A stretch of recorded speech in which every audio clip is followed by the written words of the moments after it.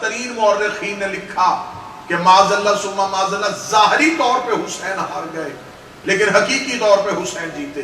میں اس جملے کو بھی کفر سمجھتا ہوں. حسین اور شکست کا آپس میں جوڑ ہی کوئی نہیں.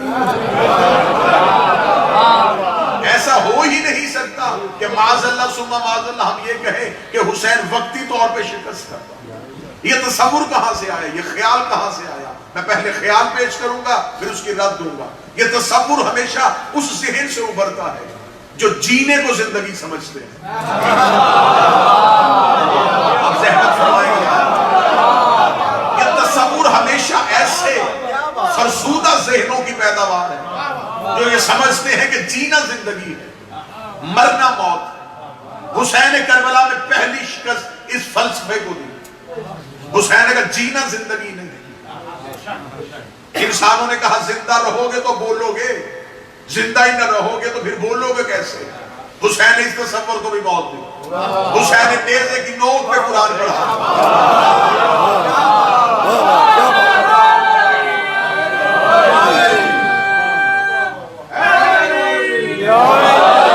حسین نے ثابت کر دیا کہ ہمارے نزدیک زندگی جینے کا نام نہیں. لوگوں نے سمجھا کہ شاید وقتی طور پہ یزید جیتا اور معاذ اللہ ثم معاذ اللہ. ہمیشہ ایک تقاضا ہے کہ جنگ جب بھی دو گروہوں کے درمیان ہوتی ہے تو سوال یہ پیدا ہوتا ہے کہ جنگ ہوئی کس بات پہ. آپ سر سے نہیں, آپ زبان ہلائیں گے. مجلس میں بیٹھا ہوا چہرہ شیعہ ہونا چاہیے.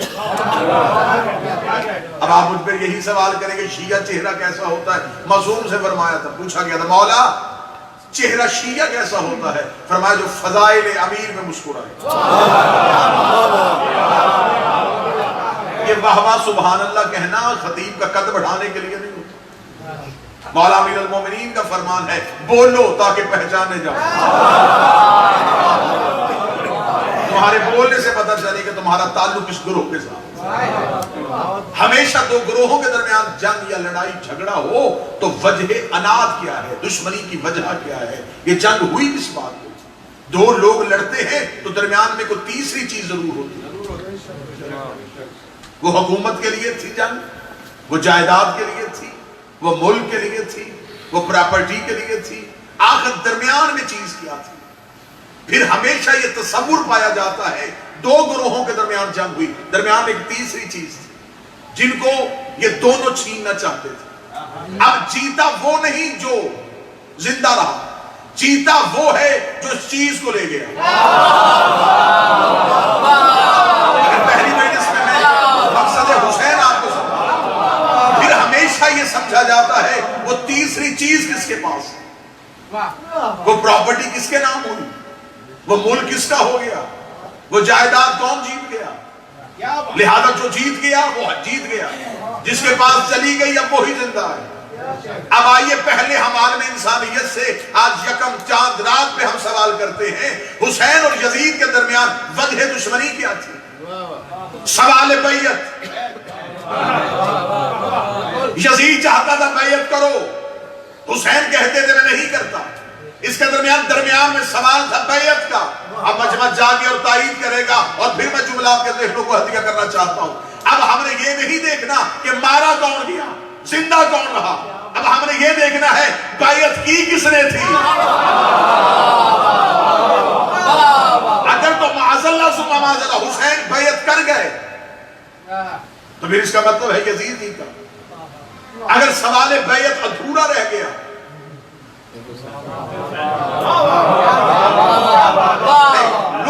لطف ابھی مجھے مکمل نہیں آیا, میں بات کو ایک مثال کے ذریعے سے سمجھاتا تاکہ بات آسان ہو. دو گروہوں کے درمیان, دو بندوں کے درمیان, دو انسانوں کے درمیان جھگڑا ہو گیا. جھگڑا تھا, وجہ تھی ایک جائیداد, ایک پراپرٹی. دونوں اپنا مقدمہ لے کے لوئر کورٹ میں چلے گئے. عدالت نے ایک فریق کے حق میں فیصلہ دے دیا, دوسرے فریق کو وہ فیصلہ قابل قبول نہیں تھا, وہ ہائی کورٹ میں چلا گیا. جب وہ ہائی کورٹ میں گیا تو اس نے ہائی کورٹ میں جا کے پھر وہی مقدمہ وہ ہار گیا. اب وہ جیتا, وہ خوش ہے کہ میں نچلی عدالت سے بھی جیتا ہوں, اوپر والی عدالت سے بھی. اب وہ جو ہارا ہوا ہے وہ پریشان فرسودہ چہرے کے ساتھ باہر نکل رہا تھا اور اس نے کہا میں ابھی ہارا نہیں، میں سپریم کورٹ میں جاؤں، شاید میں وہاں سے جیتوں۔ اب جو جیتا ہوا تھا اگر وہ یہ سوچ کے گھر واپس آ جائے کہ میں تو اس عدالت سے جیت گیا، مجھے وہاں جانے کا کیا فائدہ، تو اسے کسی پڑھے لکھے نے سمجھایا اگر تو وہاں نہ گیا تو یہ وہاں جا کے جیت گیا، تو سمجھ تو پہلی عدالت میں بھی ہار گیا، تو دوسری عدالت میں بھی ہار گیا، تیرا مقدمہ مضبوط ہو جائے گا اگر تم آخری عدالت سے جیت گیا۔ اب وہ آخری عدالت میں پہنچا، اب اسے یہاں سے یہ غرض ہے، اب یہاں سے جیتا تو پہلی بھی جیتا، دوسری بھی جیتا، اگر یہاں سے ہارا تو میں پہلی سی عدالت سے بھی ہارا، دوسری عدالت سے بھی ہارا۔ اب اگر کوئی جملہ بندہ سمجھ سکے، کوئی شہر قابل قبول ہو تو اس شہر کو قبول کرے گا، اس جملے کو قبول کرے گا۔ اسلام کربلا میں، کربلا کے جنگل میں نہیں تھا، اسلام کربلا کی سپریم کورٹ میں آگے کھڑا ہو گیا۔ اگر اسلام وہاں سے ہار جاتا تو نہ خیبر کی جنگ جیتا تھا، نہ خندق کی جنگ جیتا تھا، نہ بدر جیتا تھا، نہ احد جیتا تھا۔ کافر بدر ہارے، کافر احد ہارے، کافر جمل ہارے، کافر خیبر ہارے، کافر خندق ہارے، کافر صفین ہارے، کفر آ گیا کربلا کے میدان میں۔ حسین کربلا نے پھر اسلام کو زندہ کر دیا۔ اسلام نے کہا حسین ہم تیرے ممنون ہو گئے، اس لیے حسین کو حسین نبی کا بیٹا نہیں، وارث انبیاء کہا جاتا۔ اس کا مطلب ہے کہ کربلا میں آگے حسین نہیں جیتے، آدم جیت گیا۔ کربلا میں آگے حسین نہیں جیتے، نوح جیت گیا۔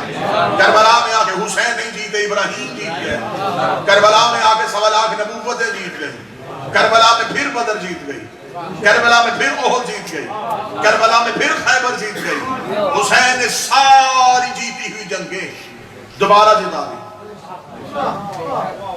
چلے اسی مثال کو اور آگے بڑھاتے ہیں، کیونکہ میں نے مثال دی ہے تو آپ احساس میں احساس ہو جائے، لہذا تمثیل کے پیرائے میں گفتگو کرتے ہیں، اسی مثال کو آگے بڑھاتے ہیں۔ سپریم کورٹ میں پھر وہی بندہ جیت گیا جو پہلی 2 عدالتوں سے جیتا۔ جو ہی وہ سپریم کورٹ سے جیت کے باہر نکلا، ہارنے والے نے غصے میں آ اسے قتل کر دیا۔ وہ فائرنگ کی آواز جج کے کانوں میں چلی، جج نے پوچھا کون؟ قتل ہوا۔ انہوں نے کہا جو جیت کے نکلا تھا اسے ہارنے والے نے قتل کر دیا۔ تو اب آپ کا کیا خیال ہے کہ وہ پراپرٹی جو جس جائیداد کے لیے اتنا جھگڑا ہو رہا تھا، وہ یہ سمجھے گا کہ اب وہ مر گیا ہے تو اب اس زندہ کو دے دو؟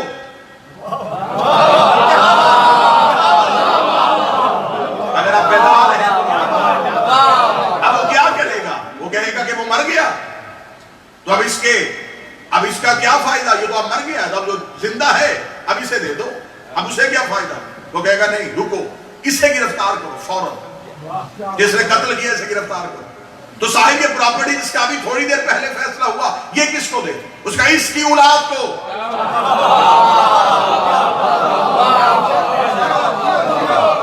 اور اس کی اولاد کو بلا کے مطمئن کر دو کہ اب تم سے کوئی نہیں چھین سکتا، قربانی تم نے ایک دی ہے لیکن جائیداد ہمیشہ کے لیے تمہاری ہو گئی ہے، اب ہم تم سے کوئی بھی نہیں چھین سکتا۔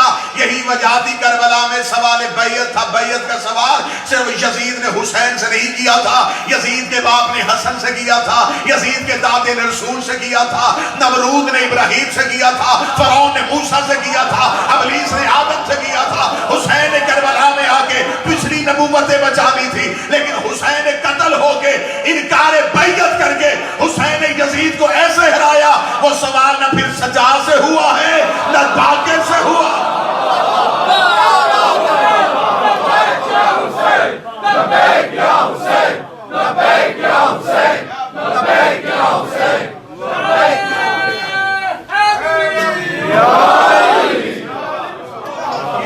اس کا مطلب حسین جیتے کیونکہ حسین کا نظریہ جیت گیا، حسین جیتے کیونکہ حسین جس نظریے کی بنیاد پہ کربلا میں آئے تھے وہ نظریہ جیت گیا۔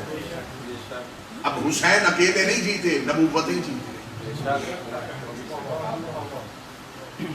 چلے پھر ابھی اسی مثال کو آگے بڑھاتے ہیں، نتیجہ آگے بڑا اچھا ہے لیکن اب میں چاہتا ہوں اگر مثال ہی چل رہی ہے تو مثال ہی سے نتیجہ لے سکتے۔ اب جو شخص گرفتار ہو کے کٹہرے میں آیا تو اب جج نے کہا کہ کس چیز سے اس نے قتل کیا؟ یہ ایک ریوالور سے. اس سے پوچھو یہ کہاں سے لیا تھا. تفتیش کرنے کے بعد پتا چلا کہ وہ ہتھیار اس کا اپنا تو تھا ہی نہیں, اس کا تو لائسنس ہی نہیں بنا, وہ تو کسی وی آئی پی بندے کا تھا.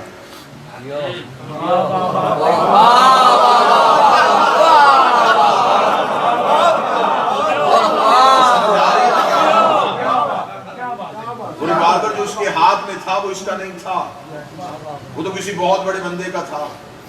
بس اس بہت بڑے بندے کا نام بچانے کے لیے کچھ قوتوں نے سر اٹھایا.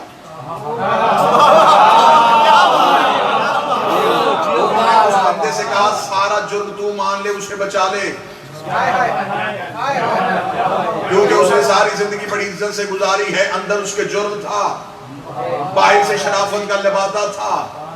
اب اگر وہ شرافت کا لبادہ اتر گیا تو لوگوں کو پتہ چل جائے گا یہ مجرم تھا, لہذا اس کا جرم چھپانے کے لیے تو اقرار کر لے, ریوالور بھی میرا, خیال بھی میرا, تصور بھی میرا ہے. لیکن لوگوں نے کہا نہیں, ہم تو کھوج لگائیں گے.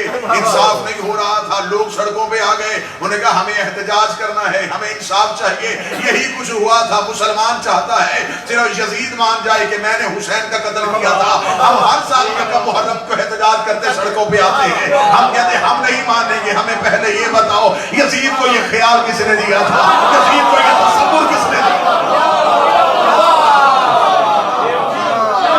ہم زمانے سے تقاضا کریں, یہ ہے عزاداری, یہ ہے عزاداری کا. دنیا تمہاری مالداری سے نہیں ڈرتی, تمہاری عزاداری سے ڈرتی. امیر شیعہ امیر شیعہ سے زمانہ نہیں ڈرتا, عزادار شیعہ سے زمانہ. قتل ہمیشہ جلوس نکالنے والا کیا جاتا, اسے مار دو. کیوں؟ ہم کسے کہتے ہیں, ہم تو بدن بھی اپنا زخمی کرتے ہیں, خرچ بھی اپنا کرتے ہیں, پھر ہمیں کیوں مارا جا رہا ہے, پھر عزاداری میں مبنی کیوں ہے؟ اس کا مطلب ہے کچھ بڑے لوگوں کے نام چھپائے جا رہے ہیں.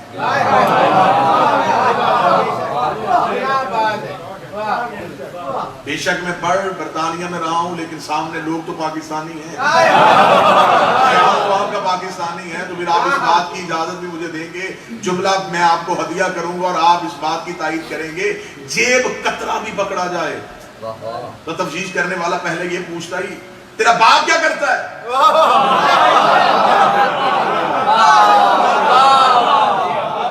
تو کوئی بڑا لکھا سمجھدار سے سوال کرے جرم اس نے کیا, باپ کا کیوں پوچھ رہا ہے؟ اسے کہا پتا کروں یہ خاندانی جرم تو نہیں کرتے. باپ اچھا ہوتا تو بیٹا جیب کترا ہی ہوتا, تربیت غلط ہوئی ہے تو جیب کترا بنا. سمانا ہم پہ الزام نہ لگائے, ہمیں صرف یہ بتاؤ یزید کا باپ کیا کرتا تھا.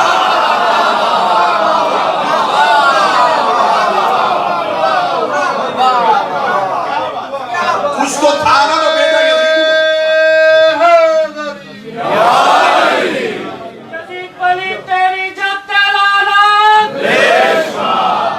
کچھ تو تھا نا جس کی وجہ سے یزید بنا. آج مولوی نے ہم پہ احسان کر دیا, اس نے کہا جی ہم بھی مانتے ہیں یزید غلط تھا, حسین صحیح تھے, تو احسان نہ کر ہم پہ. ہمیں تیری اس اعلیٰ ظرفی کی کوئی ضرورت نہیں کہ تو ہم پہ یہ احسان کرے کہ محرم کے مہینے پہ آگے تو بھی یہ کہتے ہم مانتے ہیں یزید غلط تھا.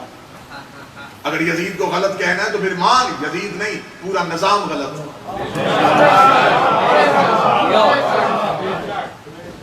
نظام غلط کہتے نہیں, یزید غلط تھا, نظام ٹھیک تھا. چلے میں پھر کہہ رہا ہوں کہ پاکستان میں تازہ الیکشن گزرا ہے, تو آپ پاکستان سے باخبر ہیں. اب میں جملہ کہوں گا اور جملہ آپ نے وصول کرنا ہے اور تائید کا حق ادا کرنا ہے. خاموشی کے بندھن توڑنے جس کی زبان ذکر کی امانت. لوگ کہتے ہیں یزید غلط تھا, نظام ٹھیک تھا. یزید آزاد امیدوار نہیں تھا, اسے پارٹی نے ٹکٹ دیا.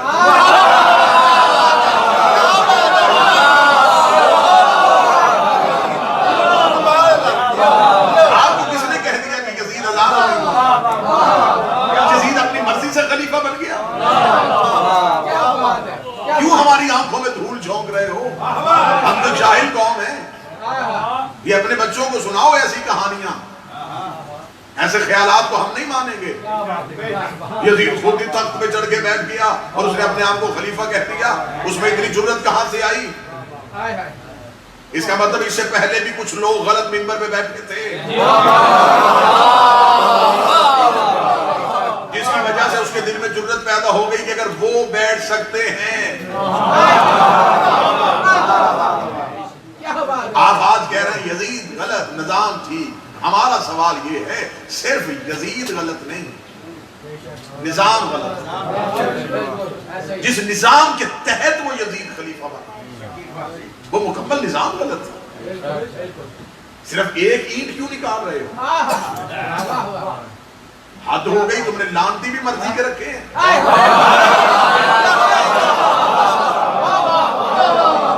پھر اس میں جی چاہے گا ہم کر دیں گے. کیوں بھائی؟ ہمارا سوال ہے یزید غلط تھا کیوں؟ چلے مجلس ہر جگہ دیکھی جا رہی. اب ایک سوال میں یہاں پہ اٹھاؤں گا اور اس سوال کا میں یہیں پہ ابھی جواب دوں. سوائے ہمارے ہم ماتمیوں کے، عزاداروں کے، کالے کپڑے پہننے والوں کے، علی ولی اللہ پڑھنے والوں کے، سوائے میرے مذہب کے کوئی مسلمان اپنے مذہب کے اندر رہ کے مجھے یزید کی حکومت غلط ثابت کر کے دیا.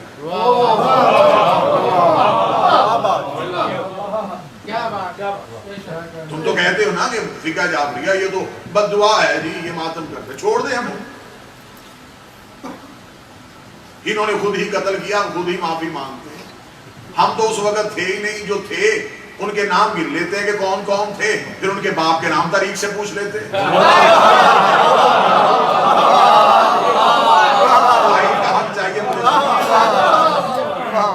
کہیں بیٹھ جاتے ہیں جو اس وقت موجود ہے. ہم تو دے نہیں بھائی. جو اس وقت موجود ہے وہ نام بھی لکھے ہوئے اکٹھے ہو کے کہیں بیٹھ جاتے ہیں، ان کے نام پڑھتے ہیں، پھر تاریخ سے پوچھتے ہیں کون کس کا بیٹا تھا، کس کا بھتیجا تھا، کس کا بھانجا تھا.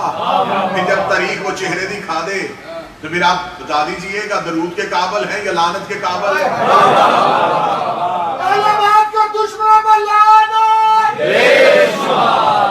سوال ذہن میں رکھیے گا اور میں جواب دے دوں.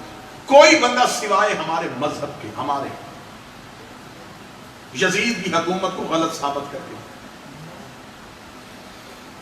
متوجہ ہیں گفتگو. موضوع ہمارا عشرہ محرم کا یہ نہیں ہے. موضوع بہت بہترین ہے. موضوع عشرہ پہ ہم کل سے شروع ہوں گے جو شیعت کے اندر اندرونی مسائل ہیں جس کی وجہ سے ہمیں نصیری کہا جاتا ہے.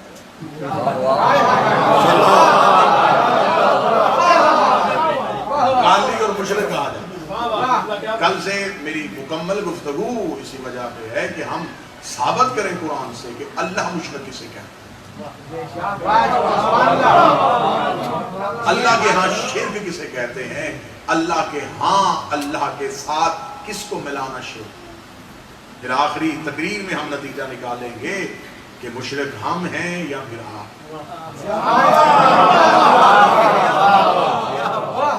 یہ سب سے بڑا مسئلہ ہے نا جی. اسی پہ فوکس کیا جا رہا ہے. اسی پہ مکمل ساری قوتیں طاقتیں اسی پہ لگائی جا رہی ہیں. اسی چیز پہ شیعت کو الجھایا جا رہا ہے. نہیں جی یہ چند لوگ ہیں جو مذہب کے ساتھ ایک کھیل کھیل رہے ہیں. ہم رخ چینج کریں گے. ہم بدلیں گے کہ اصل وہ لوگ کون ہیں. یزید کی حکومت کو غلط ثابت کر کے دکھاؤ. کیسے یزید غلط تھا؟ کیوں غلط تھا؟ کیا ہوا تھا اس سے؟ جی وہ فاسق تھا، شرابی تھا، فاجر تھا. تو صرف اسی بنیاد پہ اسے تم نے غلط کہہ دیا. تو تمہارے نزدیک کون سا یہ نظریہ ہے؟ تم نے پہلے ممبر پہ کون سا معصوم بٹھایا تھا؟ یہ پہلا تصور تو یہی ہو گیا نا. تمہاری اپنی کتابوں میں لکھا ہے کہ بیٹے نے کھڑے ہو کے کہا تھا پی ہے شراب لیکن کوڑے وہ مارے جس نے زندگی میں کبھی نہ پی. یہ تصور تو چھوڑ دو. کیا غلطی تھی اس کی؟ کہتا جی اس نے غلطی کی. اکثر میں نے نادان شیعوں کو یہ جملہ کہتے ہوئے سنا ہے حسین نے یزید کی بیعت اس لیے نہیں کی، یزید شرابی تھا، فاسق تھا، فاجر تھا. یزید تہجد گزار بھی ہوتا، حسین پھر بھی بیعت نہیں. کیا کیا تھا یزید؟ کہتے یزید حکومت کا غلط بیعت کیا تھا. کیوں غلط بیعت تھا؟ تمہارے پاس جتنے بھی حکومت بنانے کے قوانین ہیں وہ یزید کے پاس تھے. مسلمانوں کے ہاں خلافت کا پہلا اصول یہ ہے امت اکٹھی ہو، ووٹنگ کی جائے، ایک بندہ چن لیا جائے، سب اس کے ہاتھ پہ بیعت کریں۔ اسے کہا جاتا ہے، انہوں نے ایک لفظ بڑا محتاط سا ایجاد کیا ہے، اجماع امت۔ بچوں کے لیے آسان کر دیتا ہوں، امت کا اجماع، اسے عام لفظوں میں الیکشن کہتے ہیں، سمجھانے کے لیے جملہ کہتے ہیں اجماع امت۔ امت اکٹھی ہوئی، ووٹیں ڈالی، مرضی کا خلیفہ چن لیا، لہذا یہ مسلمانوں کے ہاں خلافت کا پہلا اصول ہے۔ معذرت کے ساتھ میں جملہ کہنے لگا ہوں، یزید کے پاس یہ پہلا اصول تھا، اجماع امت کا اصول اس کے پاس تھا۔ اگر مدینہ میں درختوں کے جھنڈ کے نیچے مٹھی بھر لوگ خلیفہ چن سکتے ہیں، اس نے تو پوری زمانے سے بیعت لے لی تھی۔ 7 بر اعظم ہے اس وقت دنیا کے، آج کا میپ اٹھایا جائے اور یزید کی حکومت کا رقبہ دیکھا جائے، 6 بر اعظموں میں اس کی حکومت تھی۔ وہ شام سے ریاست شروع کر رہا تھا اور ہمارے ملک پاکستان بر صغیر جو اس وقت تھا اس کے ملتان تک اس کی ریاست کا رکھا۔ یہ جتنے بر اعظم ہیں یہ سارے اس کی ریاست کے اندر تھے، مصر، یمن، ترکی، عراق، عرب مکمل اس کے پاس، ایران اس کے پاس، یہ سارے ممالک لمبی چوڑی اس کی تھی۔ اس کا مطلب ہے اتنی دنیا کے رہنے والے لوگوں نے اسے مرضی سے خلیفہ چنا تھا، سارے گورنروں نے اس کی بیعت کی تھی، تو اس کا مطلب ہے اس کے پاس خلافت کا پہلا اصول تو تھا۔ اگر اجماع امت سے خلیفہ بن سکتا ہے تو وہ اجماع امت سے بنا تھا۔ خلافت کا دوسرا اصول یہ ہے، پہلا جاتا ہوا دوسرے کو نامزد کر کے جائے۔ مسلمان سر جھکا گئے اسے بھی خلیفہ مان لیا، یزید کے پاس یہ اصول بھی تھا، اس کا باپ چاہتا ہوا اسے نامزد کر کے، اس کا مطلب اس کے پاس خلافت کا دوسرا اصول تھا۔ خلافت کا تیسرا اصول یہ ہے، 6 بندے مل کے ایک کمیٹی بناتے ہیں جسے شورا کہتے ہیں، شورا کمیٹی مل کے مشورہ کر کے ایک بندے کو خلیفہ بنا دیتی ہے، مسلمان اسے خلیفہ مان لیتے ہیں۔ یزید کے پاس یہ اصول نہیں، اس نے صرف 6 بندوں کی کمیٹی نہیں بٹھائی، اس نے 18,000 مفتیوں سے فتویٰ لیا، انہوں نے فتویٰ دیا کہ تیری حکومت قرآن اور سنت کے مطابق، اس نے سارے کام پکے کیے، پھر وہ تخت پہ چڑھ کے بیٹھے، اسے مسلمانوں کی آنکھوں میں آنکھیں ڈالی، اسے کہا کون میری بیعت نہیں کرے گا؟ باپ دادے کو غلط کرو گے؟ اگر وہ کر سکتے ہیں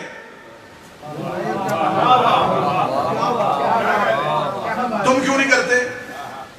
اب وہاں پہ کسی زبان میں طاقت ہی نہیں تھی، کوئی کہتا کہ تو بد کردار ہے تو ہم تیری بیعت نہیں کرتے، تو پھر وہ بڑے بڑے چہروں سے پردے اٹھا دیتا۔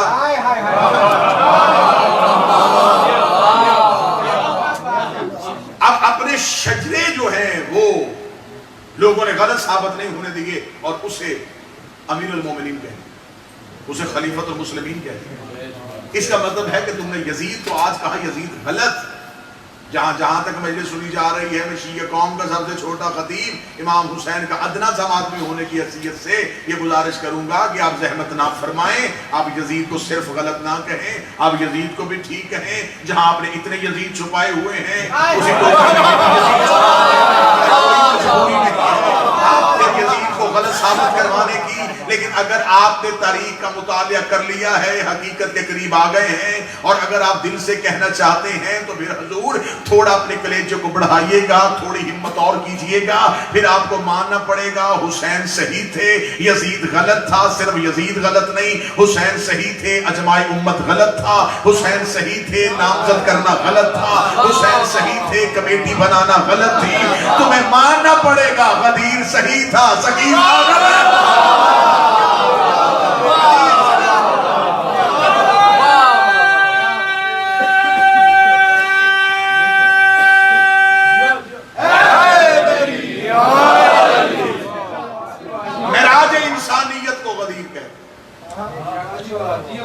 عروج انسانیت کو غدیر کہتے ہیں، انسانیت کی بقا کو غدیر کہتے ہیں، اسلام کے دستور العمل کا نام غدیر، منشور انسانیت کو غدیر کہتے ہیں۔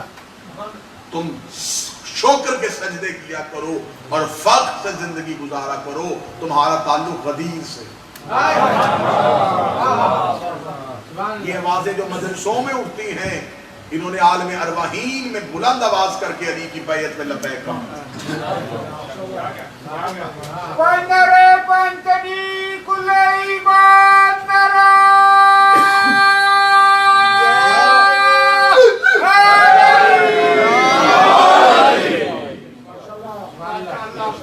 یہ مجلسیں بقائے غدیر، یہ غدیر کی بقا ہے، یہ غدیر کا تسلسل. اور غدیر سے ہمیں کیا ملا؟ ولایت امیر المومنین علی ولی اللہ. ہمیں غدیر سے آج بندے کہتے ہیں کہ علی کے نام پہ مر جاتے ہیں. مجھے مولا کی قسم، رسول غدیر میں صحابی کا ہاتھ پکڑ کے اٹھا دیتے، ہم اسے مان لیتے.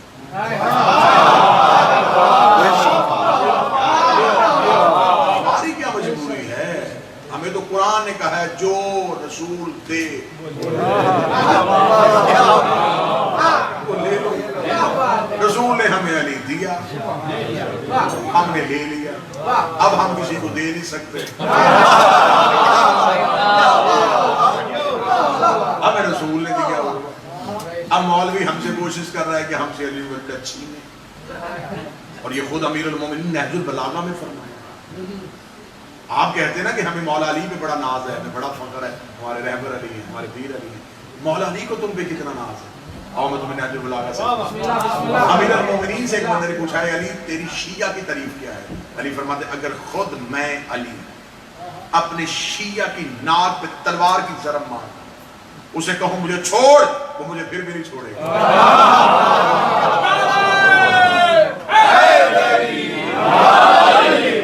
اگر میں اپنے شیعہ کی ناک پہ ضرب مار کے کہوں مجھے چھوڑ دو، مجھے پھر بھی نہیں چھوڑے. اور یہ کہہ کے امیر مسکرائے اور مسکرا کے فرمایا اگر میں اپنے دشمن کو پوری دنیا کی حکومت دے دوں اور اسے کہوں مجھے مان، وہ پھر بھی نہیں مجھے مانے. سامنے بیٹھے ہوئے ایک شخص نے کہا وہ موت سے ڈر نہیں رہا، یہ دنیا کی طلب میں تجھے مان نہیں رہا. وجہ کیا ہے؟ تیری محبت میں کون سی چیز درمیان میں مانے ہو جاتی ہے؟ فرمایا حلالی اور حرامی.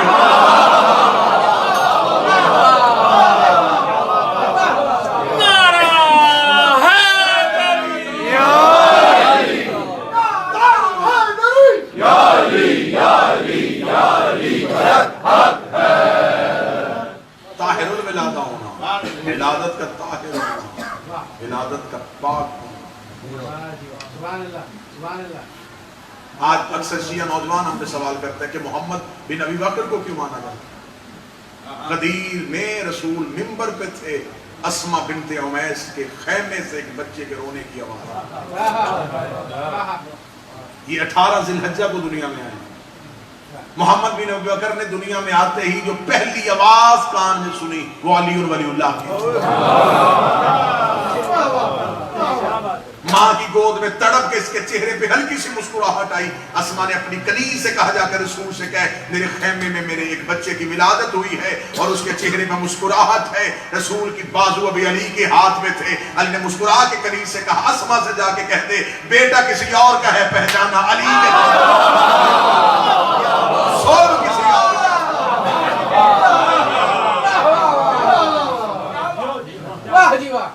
کیونکہ اس نے علی کی ولایت میں گواہی دے دی. علی ولی اللہ دشمن کا بیٹا بھی پڑھے تو اس کی بھی عزت وہاں. 5ویں بادشاہ نے حضرت میث میں تمار کے بیٹے یعقوب سے کہا تھا یعقوب علی کے دوست کو دوست رکھ چاہے وہ تیرے باپ کا قاتل ہی کیوں نہ، اور علی کے دشمن سے دشمنی رکھ چاہے وہ تیرا باپ. یہ مجلسیں تسلسل غدیر ہے. انشاءاللہ کل سے آپ بھی زحمت فرمائیں گے ٹھیک 9:30 بجے میں آپ کے سامنے سجدہ ذکر شروع کروں گا. ہماری عشق کی نماز شروع ہوگی انشاءاللہ ٹھیک 8:45 بجے تک مجلس شروع ہو جائے گی. اس سے پہلے ابرار بھائی نے پڑھنا ہوگا، رضا بھائی نے پڑھنا ہوگا ٹھیک 9:30 بجے تاکہ بہتر طریقے سے آپ کے سامنے تفصیلی طریقے سے آپ کے سامنے ذکر ہو سکے. یہاں تو ہماری کوئی مجبوری نہیں، نہ ہم نے کہیں جانا ہوتا ہے نہ کہیں زیادہ. میں بر وقت یہاں پہ موجود ہوں گا. آپ تشریف لائیے گا تاکہ ہمارے یہ مخصوص تو دن ہیں ہمارے لیے. انہی 10 دنوں میں تو ہم نے رزق علم حاصل کیا. انہی 10 دنوں میں تو ہم نے حسین ابن علی کی دہلیز پہ چھوڑا. الغدیر کتاب لکھی تھی علامہ امینی نے, بڑے مشہور عالم دین ہے مذہب شیعہ. الغدیر کتاب کئی جلدوں میں مشتمل ہے, بڑے صاحب کرامت عالم دین. انہوں نے اپنے مرنے کے بعد اپنے بیٹے کو خواب میں زیارت کیا. انہوں نے کہا بابا بخشش ہو گئی, فرمایا زندگی میں ہی ہو گئی. انہوں نے کہا بابا جس عالم میں تو رہتا ہے وہاں سے کوئی خبر مجھے دے, مولا کو کون سا عمل آپ کا سب سے زیادہ قابل قبول ہے؟ یقیناً بابا جو آپ نے الغدیر لکھی تھی علی کو وہ پسند آئی. فرمایا بے شک پسند آئی, لیکن یہ عمل اتنا قابل قبول نہیں. اس نے کہا اچھا بابا پھر آپ جو اتنی درس و تدریس کر کے گئے, اتنے جید علماء کو شاگرد بنا کے گئے, وہ ہمارا عمل قابل قبول ہے لیکن اتنا. اس نے کہا بابا پھر کون سا عمل ہے جو آپ کرتے تھے اور وہ علی کو اتنا قابل قبول ہو گیا؟ فرمایا جو میں مجلس شبیر میں جاتا. صاحب الغدیر علامہ امینی نے اپنے بیٹے سے کہا ہر چیز چھوڑنا, ذکر شبیر کو قضا نہ کرنا. جہاں مجلس حسین ملے دوڑ کے جاؤ, چاہت سے جاؤ, جستجو سے جاؤ.